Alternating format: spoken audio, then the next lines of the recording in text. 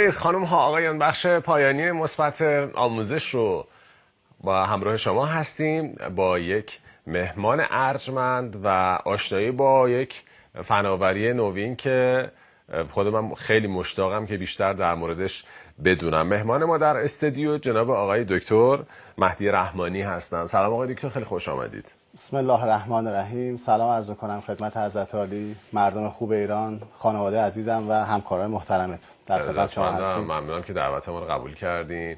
آقای دکتر خیلی درس خوندن، من اصلا نمیدونم چطور وقت کردن. 5 تا دکترا دارن، بعد یه دونه پسا دکترا دارن، یه دونه پروفسورا دارین، درسته؟ پروفسورا چیه آقای دکتر؟ اصلا این دیگه نشنیده بودم. در حوزه نانوفنا و در حوزه علوم نوین یا در علوم بین شاخه‌ای مدارج علمی ختم نمیشه به آکادمیک. بله. و پس آکادمیک شما بر اساس نتایج علمی که میگیرید، دستاوردهایی که علمی که به دست میاری ارزش گذاری میشه و در بعضی از دانشگاه دنیا مثل WTG گرجستان بر پایه توانمندی‌های علمی و دستاوردها که ما 18 اختراع ثبت کردیم در حوزه نانو فناوری، گرید پروفسورشیپ یا همون استاد تمامی در این حوزه که در حوزه رنگ و پوشش نانو فناوری هست به ما اعطا شد. چقدر عالی. و اون 5 تا دکترا در چه رشته‌هایی؟ 3 تا شیمی، 2 تاش مدیریت. من شیمیست بودم، یعنی من اول تا سال حدود 93 فقط شیمی خوندم. وقتی که خواستیم وارد کسب و کار شیم دیدیم واقعا از کسب و کار چیزی نمیدونیم به طور علمی و کنکور دادیم، دکترا قبول شدیم، دکترا مدیریت شیراز و بعد تهران و با گذراندن دوره‌های علمی مدیریتی کسب و کارمون رو راه انداختیم. یعنی قدم زدن واقعا در مرز دانش.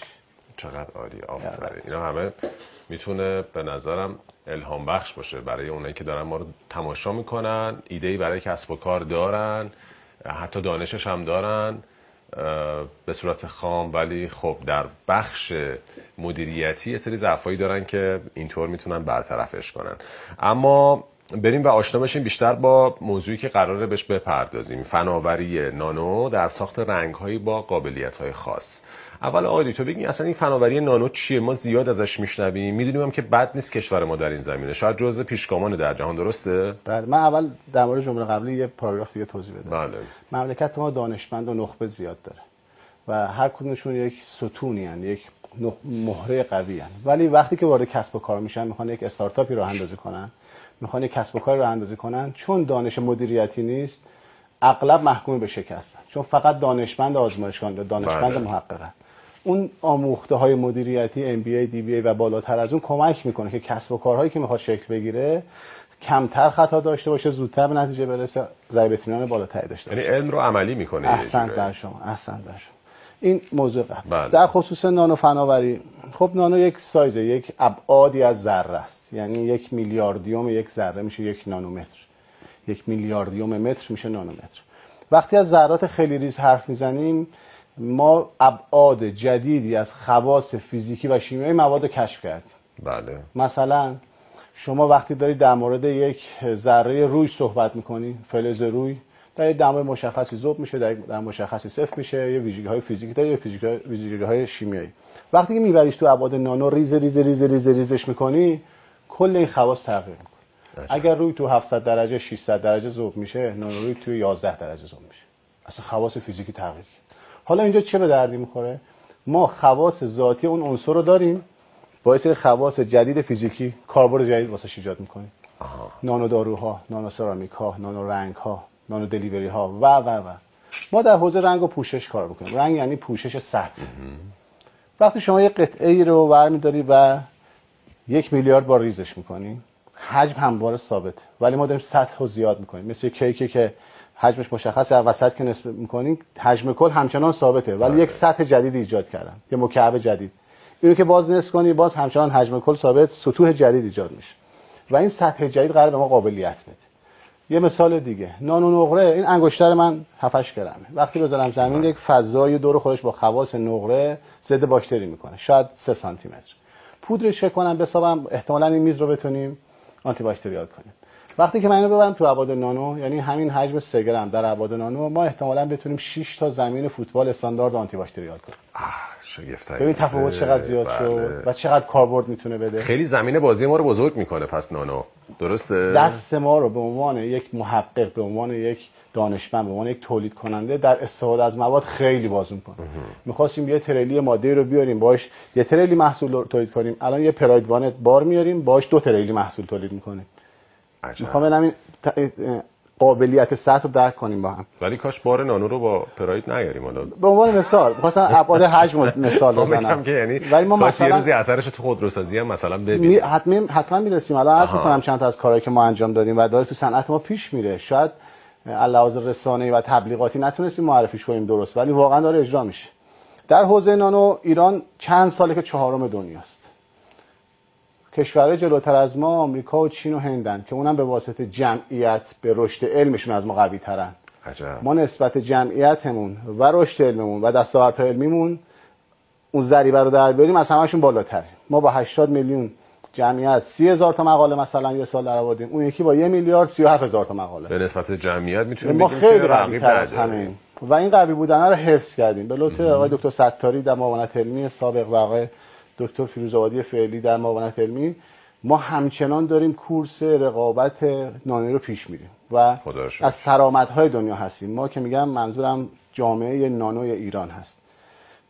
شرکت ما و دوستان من در صنعت رنگ نانو اومدیم قابلیت‌های جدیدی رو به رنگ‌ها اضافه کردیم. مثلا متاسفانه سال 2017 و 18 30-40 هزار نفر در کشور ما در بیمارستان‌ها در اثر عفونت بیمارستانی فوت کردن. عفونت بیمارستانی چیه؟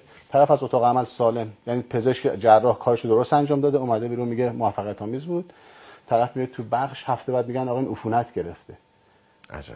اون عفونت گاهی از ملحفه و اون ابزار تغییر پذیره که خب تعویض میشه و شستشو میشه. گاهی روی سطوح نشسته، روی تخت، روی کمد، روی ترولی، روی یونیت ها، روی یخچال و اون وسایل فلزی و چوبه داخل اتاق و که معمولا هم اونا ضد عفونی نمیشه یا خیلی کم بهش توجه میشه. بله. اومدیم با کمک رنگ‌های نانو فناوری قابلیتی ایجاد کردیم که باکتری‌های گرم مثبت و منفی که معروفن به عفونت بیمارستانی و سخت جان‌ترین باکتری‌های مضر هستند در کمتر از 15 ثانیه نابود میشه. شما الکل هم که روی سطح بزنید 22 ثانیه طبق متون علمی قابلیت نابودی داره.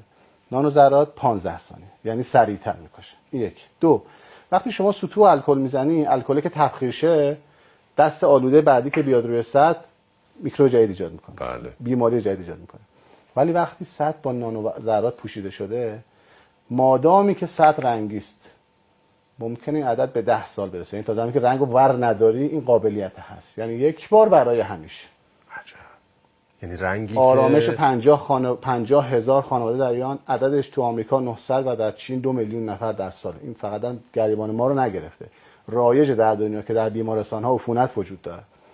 این تعداد آدم، خانواده‌ها حفظ میشن، جای شغلی حفظ میشه، هزینه کفن و دفن و بیمارستان اینا همش سیو میشه، ذخیره میشه، سلامت به جامعه برمیگرده، استرس از بیمارستان‌ها میاد بیرون، بیماری‌های همه‌گیری که گهگاهن از بیمارستان هم میزنن بیرون همونجا نابود میشن و در نطفه خفه میشن.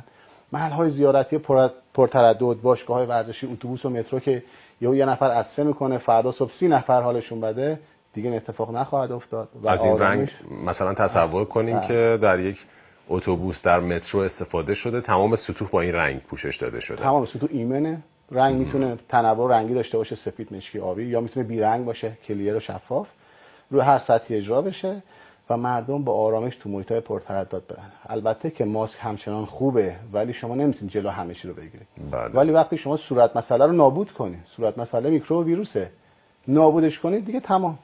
که الان بیمارستان در شمال شهر تهران هست، شهدای تجریش تقریبا تمام سازه‌هاش آنتی باکتریال. بیمارستان جدیده، بیمارستان تو بهبهان، بانک ملی مشهد، بانک ملی قم، 17 تا بیمارستان تو کشور ایمن کردیم.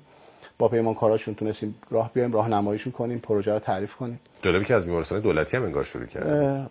ما به همه نامه زدیم. بیش از 300 نامه سال 97 زدیم و دونه دونه اونایی که درک کردن، چالشو فهمیدن و علاقه‌مند بودن نزدیک شدیم، کار کردیم، کارو پیش بردیم. صادرات انجام دادیم به عراق، به ارمنستان، به کانادا، به چین. این یکی از حوزه‌های کاربرد ما در صنعت. کارکردش کاملا به اثبات رسیده دیگه. بله، هر محصولی که می‌سازیم اصلا ما تمام محصولاتمون ثبت اختراع کردیم. مثلا این محصول نوآورانه است. بردیم آزمایشگاه همکار وزارت بهداشت، آزمایشگاه غذا و دارو تست کردیم و این قابلیت ثابت شده و بعد رفته اجرا شده. در هر پروژه‌ای که میره یک دور همه اینا تست میشه. از بین مثلا پروژه 1000 متری که انجام میدیم میان 100 مترشو برمی‌دارن میبرن تست میکنن. یعنی کاملا پایش میشود، مراقبش هستیم، قابلیت ثابت شده. نه در ایران بلکه تو 3-4 تا کشور دیگه هم این کارو تونستیم توسعه بدیم. فرمودین ثبت اختراع کردین، یعنی اولین بار در ایران این اولین بار در ایران، بعد پیشو در سوئیس و کانادا هم ثبت کردیم. یعنی در اروپا و در امریکا هم با این فناوری محصولی ثبت نشده بوده. 2015 و 17 این کارو کردیم. به جز این محصولمون 3-4 تا محصول دیگه هم داریم که من خلاصه اونا رو میگم که هر کدومشون رفع چالشی در صنعت ولی این خودش یه تحول، یه انقلابیه در صنعت. آره عجیبه که ما راجبش نشنیده بودیم تا به حال. خوشبختانه درگیرش نشدید که نشنیدید. من یه روز سوار اسنپ بودم، یه مسیری میرفتم، اون دوستمون از خودش تعریف کرد که من فیزیک هسته‌ای خوندم و فوق لیسانس هم اینجوری رانندگی هم میکرد، فوق لیسانس فیزیک هسته‌ای. بعد گفت شما چیکار میکنید؟ گفتم ما نانو کار میکنم. گفت چه میکنی؟ من همین توضیح الانم و خدمتشون خلاصه تر گفتم. ساکت شد، آروم شد. گفتم چیزی شده؟ گفت دیروز 40م پدرم بود. پدرم تو بیمارستان عفونت بیمارستانی گرفت و فوت کرد. عجب. کاش که زودتر میشناختم.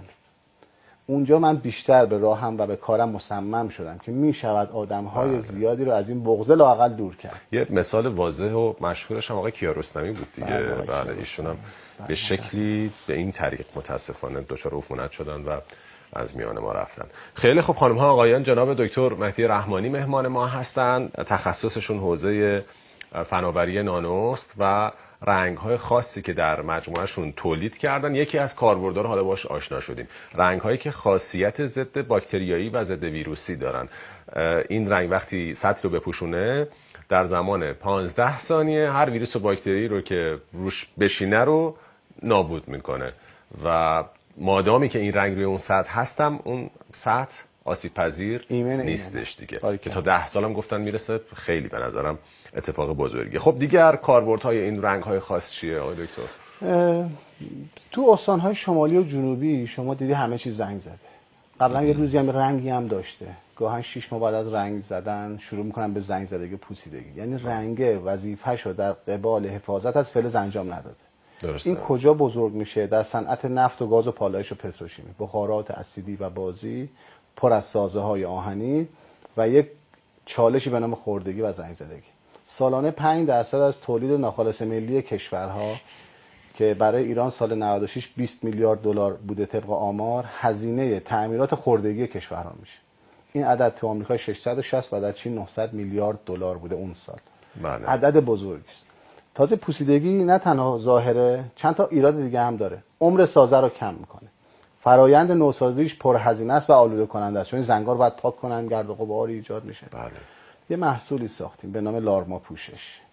درمان زنگ زدگی در لحظه. هر ساعتی که زنگ زده است دیگه هیچ کارش نمی‌کنیم.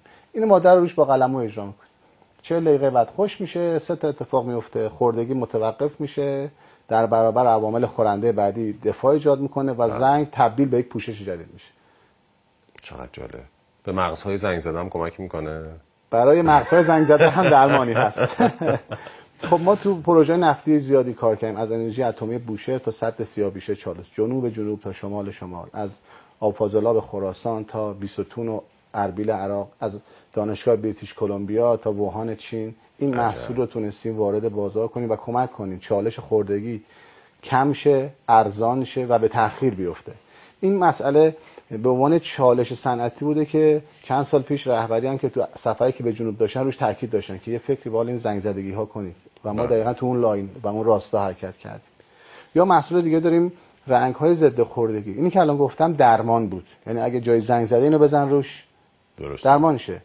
میتونیم پوششی بدیم که به آهن نو بزنید که 3 برابر پوشش های دیگه دیرتر زنگ بزنید. یعنی اگه تو جزیره کیش یه مبلمان فلزی رو بردید 6 ماه زنگ زد، ما یه پوشش به شما میدیم که 1 سال و نیم بعد زنگ بزنید. داریم آزمایشگاه میکوم کانادا تست کرده. 1000 ساعت تست سالت اسپری، یعنی بخارات آب نمک داغ بهش زدن، 0% خوردگی. یعنی 10 سال ساحل جزیره کیش در دمای مرداد هیچیش نخواهد شد. تازه بعد 10 سال هم اگر چیزیش بشه از اون یکی مسئولش استفاده کرد. آره اون تازه درمانشه. اگر اتفاق بیفته تازه درمانش هم همون دم دستشونه. عجب. چی شد اصلا ما اینا رو ساختیم؟ ما 2017 نمایشگاه نانو شانگهای چین بودیم.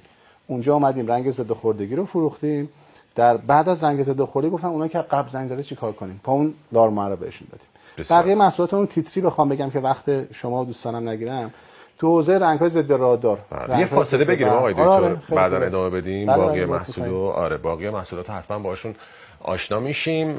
اینجا مثبت آموزش، شبکه آموزش، بخشی رو با هم تماشا کنیم.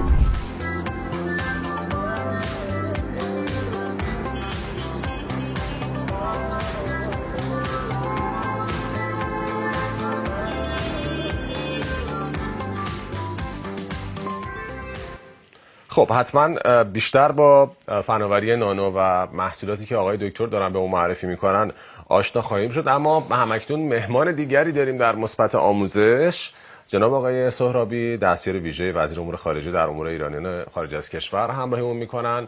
سلام عرض میکنم آقای سهرابی، خیلی خوش آمدید به شبکه آموزش. من هم عرض سلام و ادب حضور جناب والی، مجری عزیز و با وقار و همچنین بینندگان شبکه آموزش با محبت و روز بسیار خوبی رو برای شما و همه بینندگان آرزومندم.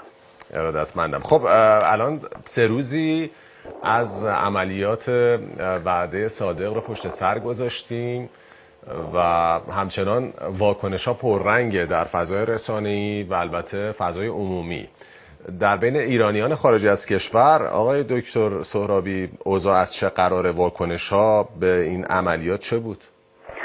ببینید، این تحولی که امروز پس از شاید نزدیک به 200 روز از هجوم بیرحمانه و وقیحانه که رژیم صهیونیستی علیه مردم و بی سلاح و مظلوم فلسطین در غزه محدود اعمال کردن، موجی از نفرت و انزجار همه افکار جهانیان. اگر در طول این 75 سال بخشی از کشورهای اسلامی مثلا دچار ناراحتی و موضع‌گیری علیه اقدامات رژیم صهیونیستی در بحث اشغال سرزمین‌های مردم رو داشتند، امروز کار به جای رسیده هستش که نهادهای بین المللی و حقوق بشری و سازمان ملل و شورای امنیت که اینا همگی بسیج شدن برای توقف این جنایت.